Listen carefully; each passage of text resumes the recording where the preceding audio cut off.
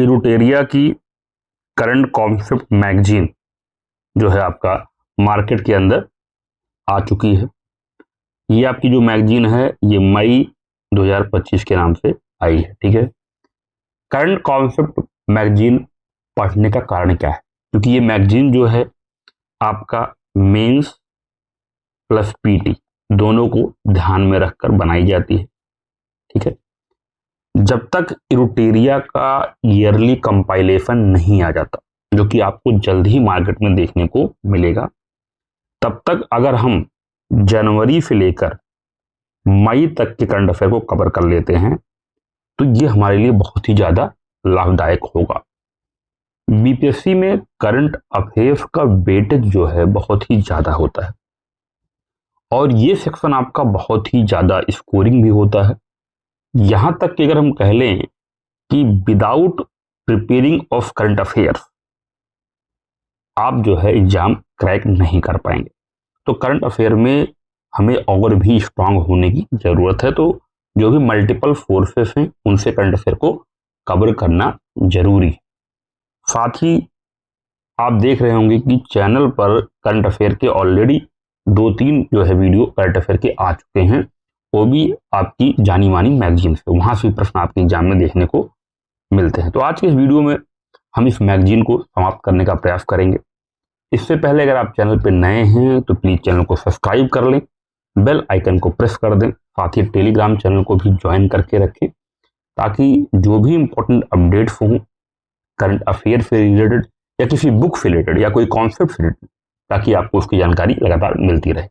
और वीडियो को लाइक और शेयर करना भी आप ना भूलें, चैनल को सब्सक्राइब भी कर लें। ठीक है, ताकि कोई भी नया वीडियो अगर चैनल पर अपलोड हो तो उसकी जानकारी आपको सबसे पहले प्राप्त हो।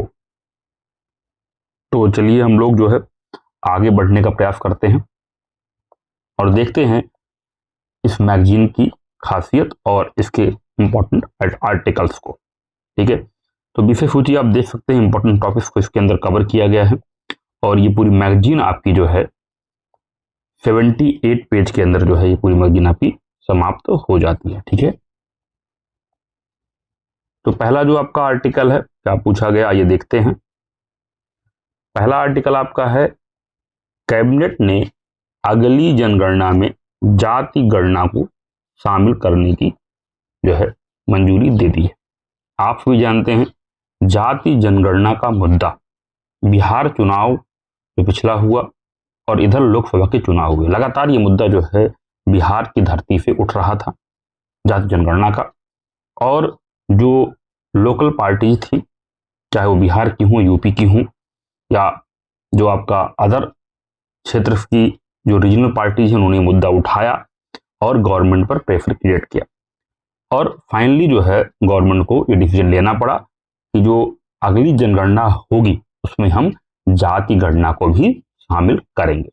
इंडियन एक्सप्रेस ऑथेंटिक न्यूज़पेपर से जो है इस आर्टिकल को उठाया गया है, उसको हिंदी में कन्वर्ट किया गया है, तो बहुत ही इंपॉर्टेंट है। चलिए जानते हैं। तो प्रधानमंत्री की अध्यक्षता वाली राजनीतिक मामलों की कैबिनेट समिति यानी CCPA ने आगामी जनगणना में जाति गणना को शामिल करने को मंजूरी दे दी। तो पहला प्रश्न आपका यहीं से बन सकता है कि जो CCPA है उसका अध्यक्षता कौन करता है, उस कमेटी की अध्यक्षता कौन करता है? तो प्रधानमंत्री करता है, पहला इंपॉर्टेंट पॉइंट। और पूछ सकता है कि जो जाति जनगणना जो शामिल होने जा रही है नॉर्मल जनगणना में, इसका अप्रूवल कौन देता है? तो the approval is given by CCPA। तो ये इंपॉर्टेंट पॉइंट आपको दिमाग में रखना है। और बाकी आप जानते हैं कि इससे क्या होगा, अगर ये गणना होती है इससे क्या लाभ होंगे। तो जो भारत की सामाजिक संरचना है उसको आप बेहतर ढंग से समझ पाएंगे। ठीक है, और जब आंकड़े आपके पास होंगे तो जो सरकारी योजनाएं हैं उनका लाभ जो है मैक्सिमम लोगों तक पहुंच पाएगा। तो ये सब चीजें आप जो है मेंस में कोट कर सकते हैं। जाति आधारित गणना की जो ऐतिहासिक पृष्ठभूमि है थोड़ा उसके बारे में जानने का प्रयास करते हैं। आखिरी बार जाति की पूरी गणना 1931 में ब्रिटिश शासन के दौरान की गई थी, जिसमें 4000 से ज्यादा जातियों का विवरण दर्ज किया गया। 1941 में जाति से जुड़े आंकड़े दर्ज किए गए थे, लेकिन द्वितीय विश्व युद्ध के कारण उन्हें कभी प्रकाशित नहीं किया गया। आजादी के बाद से जनगणना में सिर्फ अनुसूचित जातियों यानी एससी और अनुसूचित जनजातियों यानी एसटी की ही गणना की गई। 1961 के एक निर्देश ने राज्य सरकारों को स्वतंत्र रूप से अन्य पिछड़ा वर्ग यानी ओबीसी का सर्वेक्षण करने की अनुमति दी। 2011 की सामाजिक आर्थिक जाति गणना SECC ने विभिन्न समुदायों की आर्थिक स्थितियों पर ध्यान केंद्रित किया। संवैधानिक और कानूनी ढांचा जो इसका है उसको समझने का प्रयास करते हैं। संविधान के अनुच्छेद 246 के अनुसार जनगणना जो है ये आपका संघ सूची के अंतर्गत आता है। तो ये भी एक जो तथ्य है वो पूछ लिया जाता है एग्जाम में कि जनगणना जो है ये संघ सूची का विषय है या राज्य सूची का विषय है, ठीक है, या आपका जो है समवर्ती सूची का विषय। तो आपका जो है ये अनुच्छेद 246 के अंतर्गत ये आपका संघ सूची का विषय है। जनगणना अधिनियम 1948 जनगणना के संचालन से संबंधित प्रक्रियाओं, जिम्मेदारियों और दंडों को नियंत्रित करता है। जातिगत आंकड़े जो ये आएंगे इनके मायने क्या है, तो ये आपका मेंस में पूछ सकता है इसका क्या लाभ होने वाला। अगर जातिगत आंकड़े हमें मिलते हैं यानी सरकार को मिलते हैं और एक ये चीजें पब्लिक डोमेन में आती हैं तो उसके क्या मायने। पहला पॉइंट है आपका डिजिटल जनगणना मंच जो है प्राप्त होगा। आगामी जनगणना डिजिटल रूप से आयोजित की जाएगी जिससे मोबाइल ऐप के माध्यम से जवाब दिए जा सकेंगे। नए जाति क्षेत्र में प्रवेश में आसानी से मानकीकृत जाति कोड के साथ ड्रॉप डाउन मेनू शामिल होगा।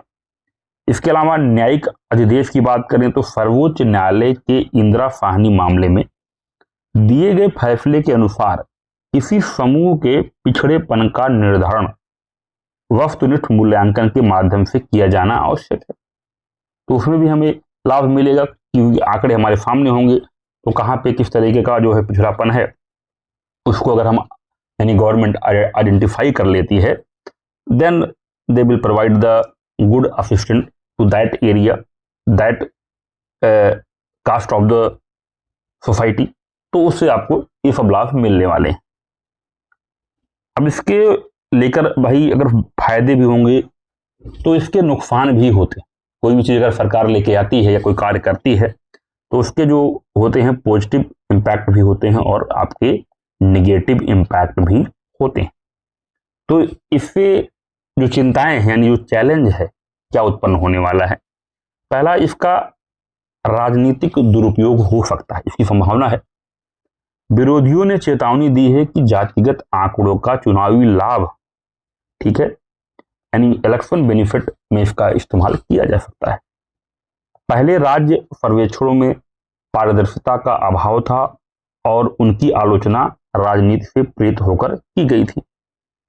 गहराते विभाजन, इस बात का भी डर है कि जातिगत पहचान को औपचारिक रूप देने से सामाजिक विभाजन और बढ़ सकता है। आरक्षण कोटे पर बहस और भी विवादास्पद हो सकती है, यानी जो डिबेट है रिजर्वेशन को लेकर वो थोड़ी सी और गर्मा सकती है, बढ़ सकती है, समाज के अंदर बिखराव की स्थिति पैदा हो सकती है। ये इसके निगेटिव पॉइंट्स हैं। डेटा अखंडता की जो है चुनौतियां, सटीक निष्पक्ष डेटा संग्रह सुनिश्चित करना एक महत्वपूर्ण बाधा है कि हमें एक्यूरेट डाटा मिले, कोई गलत डाटा ना एकत्रित हो जाए, ठीक है। अगर गलत डाटा एकत्रित होता है उसके भी अपने अलग तरीके के नुकसान होंगे। जातियों को परिभाषित करने, कोड करने की प्रक्रिया स्पष्ट रूप से प्रलेखित और वैज्ञानिक रूप से ठोस होनी चाहिए। तो ये सारी समस्याएं जो है देखने को मिलेंगी। तो हमने देखा कि इस पूरे टॉपिक को अच्छे तरीके से मेंस पर्सपेक्टिव से as well as PT perspective से भी कवर किया। अब पीटी के लिए आंकड़े क्या इंपॉर्टेंट हो सकते हैं एक बार मैं आपको रिकॉल करा देता हूं, प्रधानमंत्री की अध्यक्षता में CACP जो है ये मंजूरी देती है जनगणना में जाति गणना को शामिल करने की। ये इंपॉर्टेंट पॉइंट हो गया। 1931 में यानी ब्रिटिश शासन के दौरान आखिरी बार जो है जाति गणना हुई थी, 4000 जातियों की गणना की गई थी। 1941 में जाति से जुड़े आंकड़े दर्ज किए गए थे, द्वितीय विश्व युद्ध के कारण उन्हें कभी प्रकाशित नहीं किया जा सका। इसके अलावा आजादी के बाद जनगणना में सिर्फ SC और ST को काउंट किया गया। 1961 में एक निर्देश ने राज्य सरकार को स्वतंत्र रूप से OBC का सर्वेक्षण करने की अनुमति दी और 2011 की सामाजिक आर्थिक जाति गणना विभिन्न समुदायों की आर्थिक स्थितियों का ध्यान केंद्रित करती है, पर वो सब आंकड़े जो है पब्लिक डोमेन में नहीं आ पाए। ठीक है। और अनुच्छेद 246 के अनुसार जनगणना जो है आपका संघ सूची का विषय है। जनगणना अधिनियम 1948 अगर जनगणना के संचालन में किसी प्रकार की प्रक्रिया में बाधा होती कोई उत्पन्न करता है, ठीक है, और जिम्मेदारियों से अपने मुकर होता है, तो दंड का निर्धारण जनगणना अधिनियम 1948 के द्वारा किया जाता है। ये सारे फैक्ट जो है PT में आपके काम आएंगे। तो हमने देखा कि एक आर्टिकल को कवर करने में लगभग जो है 9 मिनट का समय लगा। तो 9 मिनट के अंदर हमने 9 मिनट्स के अंदर एक आर्टिकल को एक अच्छे से कवर किया। ठीक है, चलिए आगे बढ़ते हैं। अगला आर्टिकल है आपका, सुप्रीम कोर्ट ने डिजिटल एक्सेस को अनुच्छेद 21 का मूल आधार मान लिया है। ठीक है, सुप्रीम कोर्ट ने फैसला सुनाया है कि डिजिटल एक्सेस संविधान के अनुच्छेद 21 के तहत जीवन के अधिकार का अभिन्न अंग है। यह फैसला समाज के सभी वर्गों के लिए समावेशी डिजिटल वातावरण की आवश्यकता को रेखांकित करता है। अगर इसके बैकग्राउंड में हम जाएं, यह मामला एसिड अटैक सर्वाइवर की एक समूह द्वारा दायर याचिका से शुरू हुआ। याचिकाकर्ताओं ने एसिड अटैक पीड़ितों सहित विकलांग व्यक्तियों द्वारा डिजिटल KYC प्रक्रिया को पूरा करने में आने वाली कठिनाइयों को उजागर किया, जो दृश्य कार्यों पर निर्भर करती है। इस मामले में सर्वोच्च न्यायालय का क्या निर्णय है उसको देखने का प्रयास करेंगे। न्यायालय ने माना कि राज्य का यह कर्तव्य है कि वह हाशिए पर पड़े वंचित, कमजोर, विकलांग और ऐतिहासिक रूप से बहिष्कृत समूहों को लाभ पहुंचाने वाला एक समावेशी डिजिटल पारिस्थितिकी तंत्र स्थापित करे। यह माना गया कि डिजिटल पहुंच से वंचित करना अनुच्छेद 21 द्वारा गारंटीकृत जीवन के अधिकार से वंचित करना है। ठीक है, KYC सुगमता में सुधार हेतु निर्देश, चेहरे की पहचान करने या पलक झपकाने वाले कार्य करने में असमर्थ व्यक्तियों के लिए वैकल्पिक सत्यापन विधियां प्रदान की जानी चाहिए। विकलांग व्यक्तियों के अधिकार यानी RPWD अधिनियम 2016 की धारा 46 का पूर्ण पालन, जो इलेक्ट्रॉनिक और प्रिंट मीडिया दोनों में पहुंच को अनिवार्य बनाता है। इसके अलावा सभी वेबसाइट, मोबाइल एप्लीकेशन और डिजिटल प्लेटफॉर्म को सार्वभौमिक पहुंच मानकों का अनुपालन करना है।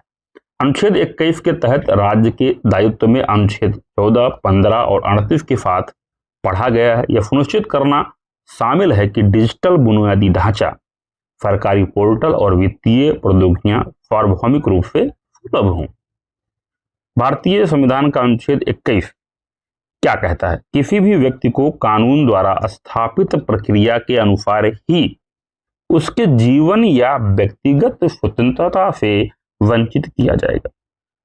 मौलिक अधिकारों के अंतर्गत भाग 3 में स्थित नागरिकों और गैर नागरिकों दोनों पर जो है ये लागू होता है। राज्य पर नकारात्मक प्रतिबंध, मनमाना हस्तक्षेप नहीं और सम्मानजनक जीवन को सुरक्षित करने के लिए सकारात्मक कर्तव्य दोनों लागू करता है। अनुच्छेद 21 के अंतर्गत शामिल अधिकार न्यायिक व्याख्या, जैसे एक तरफ सही एक तरफ ऐतिहासिक मामले, जैसे आजीविका का अधिकार, ओल्गा टेलिस बनाम बॉम्बे म्युनिसिपल कॉर्पोरेशन मामला 1985। स्वच्छ पर्यावरण का अधिकार सुभाष कुमार बनाम बिहार राज्य 1991 के मामले में। शिक्षा का अधिकार मोहिनी जैन बनाम कर्नाटक राज्य 1992 के मामले में। निजता का अधिकार न्यायमूर्ति KF पुट्टास्वामी बनाम भारत संघ 2017 के मामले में। सम्मान के साथ मरने का अधिकार कॉमन कॉज बनाम भारत संघ मामला 2018। तो ये ऐतिहासिक जो है न्यायिक व्याख्या की गई है कि भाई अनुच्छेद 21 के अंतर्गत आजीविका का अधिकार, स्वच्छ पर्यावरण का अधिकार, शिक्षा का अधिकार, निजता का अधिकार, सम्मान के साथ मरने का अधिकार। तो जैसा कि हम जानते हैं कि अनुच्छेद 21 पर लगातार जो है बहसें सुप्रीम कोर्ट के अंदर होती रही हैं और सुप्रीम कोर्ट लगातार इसके दायरे को जो है लगभग बढ़ाता रहा है। आप अनुच्छेद 21 के दायरे को कहीं सीमित नहीं कर सकते। जब भी बहस होती है तो कुछ व्याख्या निकल के सामने आ जाती है। जैसे आप देख भी रहे हैं कि 1985, 91, 92, 2017, 18 तक इसकी व्याख्या निकल के आती रही है। तो दायरा काफी लंबा है अनुच्छेद 21 का। तो इसमें जो आपको मेन इंपॉर्टेंट चीजें रखनी है दिमाग में इस आर्टिकल को लेकर कि भाई जो डिजिटल एक्सेस, ठीक है, हम जो डिजिटल एक्सेस की बात कर रहे हैं वो भी अनुच्छेद 21 के तहत एक जीवन के अधिकार के अंतर्गत आता है, ये माना गया है। तो प्रश्न पूछ सकता है भाई कि डिजिटल एक्सेस का जो अधिकार है वो किस आर्टिकल के अंतर्गत आता है, ठीक है, तो वहां से प्रश्न बन सकता है। बाकी मेंस में आप देख ही रहे हैं इसकी क्या व्याख्या की गई है, किस तरीके से इसका लाभ है, किस तरीके से ये लोगों के जीवन में उनके अधिकार को सुनिश्चित करता है। ये हमने मेंस पर्सपेक्टिव से सारे पॉइंट्स देख ही लिए। अगला आर्टिकल है आपका, प्रधानमंत्री ने वेब्स शिखर सम्मेलन 2025 में रचनात्मक अर्थव्यवस्था पर प्रकाश डाला। मुंबई में पहली बार आयोजित विश्व ऑडियो विजुअल और मनोरंजन शिखर सम्मेलन यानी वेब्स 2025 में प्रधानमंत्री ने रचनात्मक अर्थव्यवस्था को भारत के सकल घरेलू उत्पाद यानी GDP विस्तार, नवाचार और समावेशी विकास के लिए प्रमुख चालक के रूप में रेखांकित किया है। तो पहला पॉइंट तो आपका यही बन जाएगा कि भाई वेब्स का जो आयोजन हुआ है कहां हुआ है, ये मुंबई में हुआ है, ठीक है। और प्रधानमंत्री श्री नरेंद्र मोदी जी का जो इस पर फोकस रहा है कि इसको कैसे हम GDP से लिंक करें, साथ ही नवाचार और समावेशी विकास के प्रमुख चालक के रूप में इसको कैसे हम लोग प्रेजेंट कर सकते हैं, इस पर उनका जो है विशेष फोकस रहा है। प्रमुख घोषणाएं क्या हुई हैं? युवाओं को कौशल प्रदान करने और नवाचार को बढ़ावा देने के लिए राष्ट्रीय उत्कृष्टता केंद्र के रूप में भारतीय रचनात्मक प्रौद्योगिकी संस्थान यानी IICT की शुरुआत की गई, ठीक है। अब इससे क्या होगा, मीडिया उत्पादन होगा, एनिमेशन और VFX पे काम होगा, गेमिंग पे काम होगा और सामग्री निर्माण पर काम होगा। सूचना एवं प्रसारण मंत्रालय द्वारा फिक्की और CII के सहयोग से IICT की स्थापना की जाएगी। तो इसके अंदर कौन कौन इन्वॉल्व है? फिक्की इन्वॉल्व है, ICC इन्वॉल्व है, ठीक है, और सूचना एवं प्रसारण मंत्रालय इन्वॉल्व है। तो प्रश्न यहां से भी बन जाएगा। अगला है, वेब्स समिट का लक्ष्य 2029 तक वैश्विक मनोरंजन बाजार में भारत की हिस्सेदारी $50 बिलियन तक बढ़ाना है। तो इसका मेन जो टारगेट है वो यही। क्रिएटिव ऑरेंज अर्थव्यवस्था के बारे में, आर्थिक मूल्य उत्पन्न करने के लिए व्यक्तिगत रचनात्मकता, कौशल और बौद्धिक संपदा पर निर्भर करने वाले उद्योग जिनमें शामिल है सांस्कृतिक उद्योग यानी संगीत, फिल्म, रंगमंच, नृत्य, शिल्प, साहित्य, रचनात्मक उद्योग यानी विज्ञापन, फैशन डिजाइन, वास्तुकला, डिजिटल रचनात्मक क्षेत्र यानी एनिमेशन, VFX, गेमिंग, XR यानी विस्तारित वास्तविकता, OTT प्लेटफॉर्म, पॉडकास्ट, प्रभावशाली सामग्री।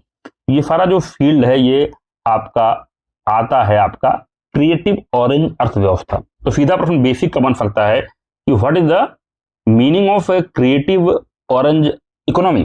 तो उसमें आप ये सारी चीजें अगर आपको विकल्प में दिखती हैं तो आप वहां पर टिक करके आएंगे। तो ये जो प्रश्न है ये आपको UPSC में भी पूछा जा सकता है और कॉन्सेप्चुअल जाएगा तो वहां भी प्रश्न पूछा जाएगा, what do you mean by the orange economy.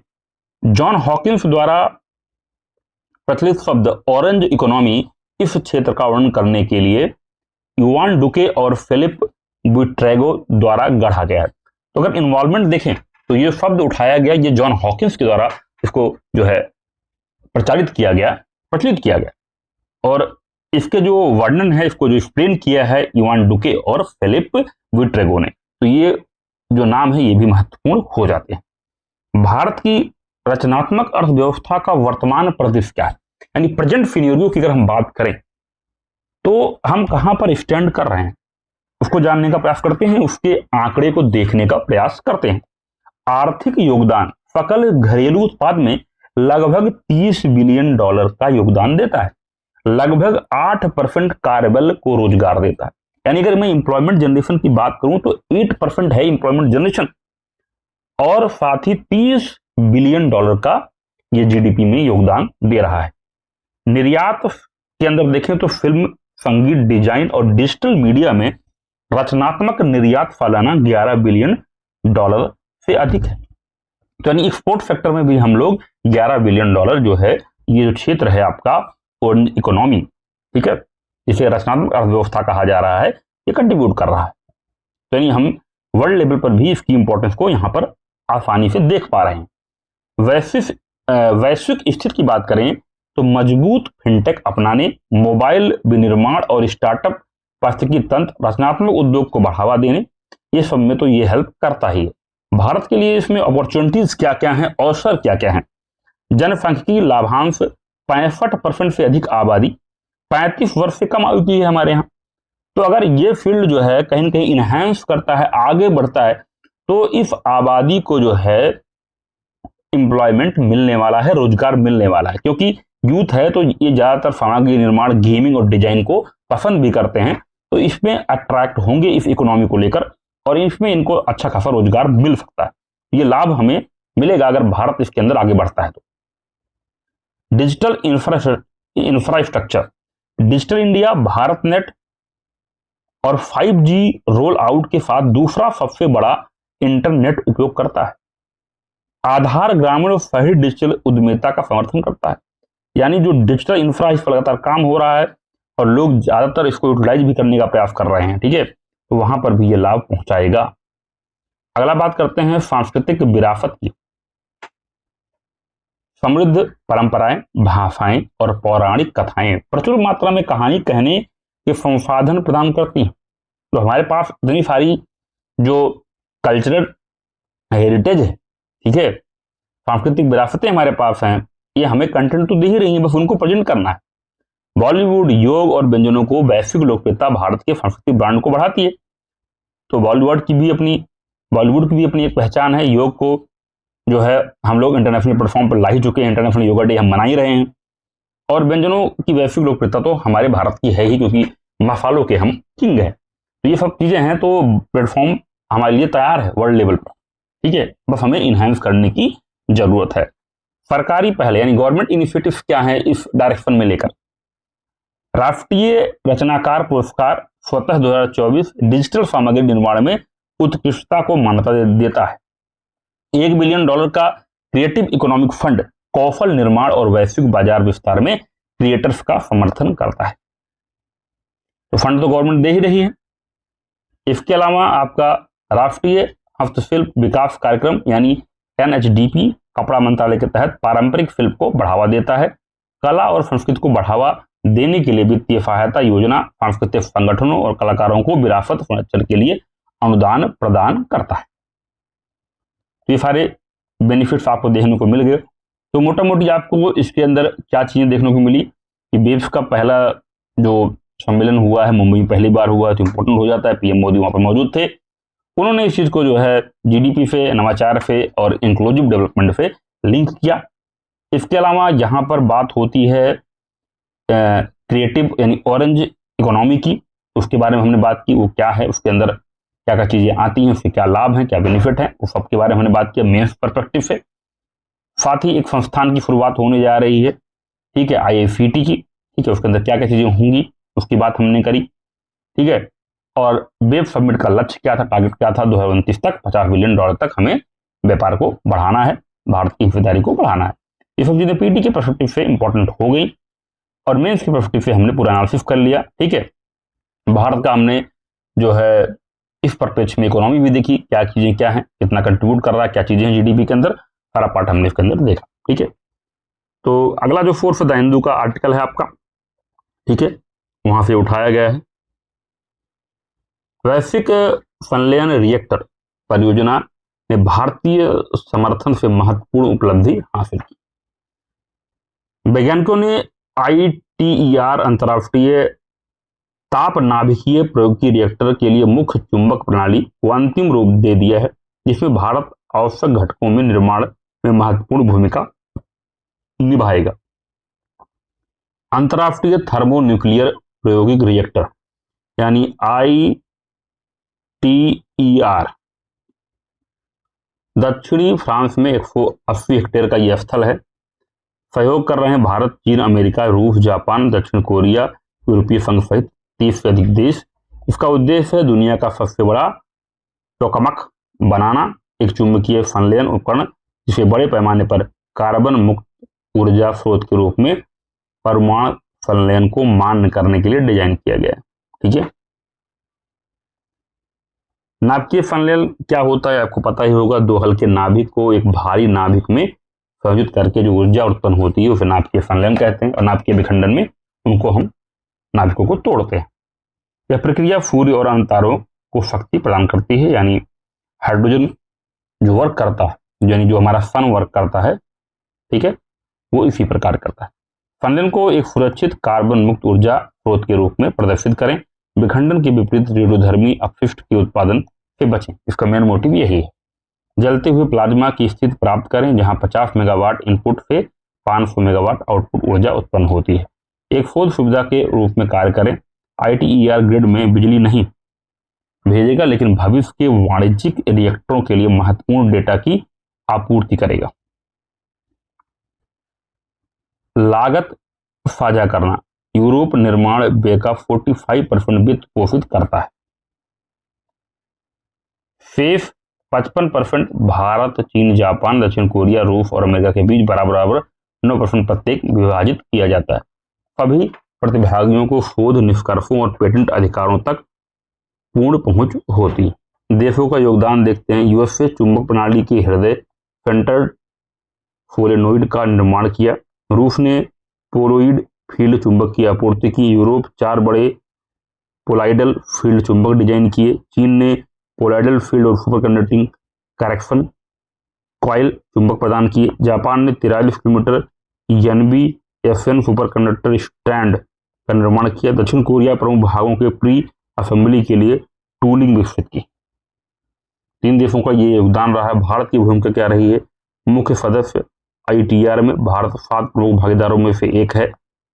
Trio state design, tokamak को घेरने वाले 30 मीटर लंबे कक्ष का निर्माण किया। क्रायोलाइन और कूलिंग सिस्टम, माइग्रेट को -269 डिग्री सेंटीग्रेड तक ठंड करने के लिए सिस्टम बनाए जिसे सुपर कंडक्टिविटी संभव हो सकी। अतिरिक्त delivery fielding structure, cooling water network और हीटिंग मॉड्यूल की आपूर्ति की। प्रगति क्या है, डेवलपमेंट्स क्या कह रहे हैं?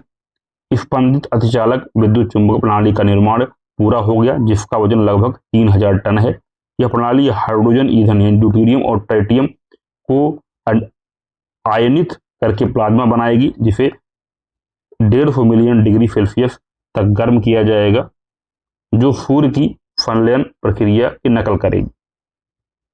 भविष्य का दृष्टिकोण देखते हैं। ITER की उपलब्धियां वैश्विक सहयोग और स्वच्छ असीमित ऊर्जा के बाद को रेखांकित करती है।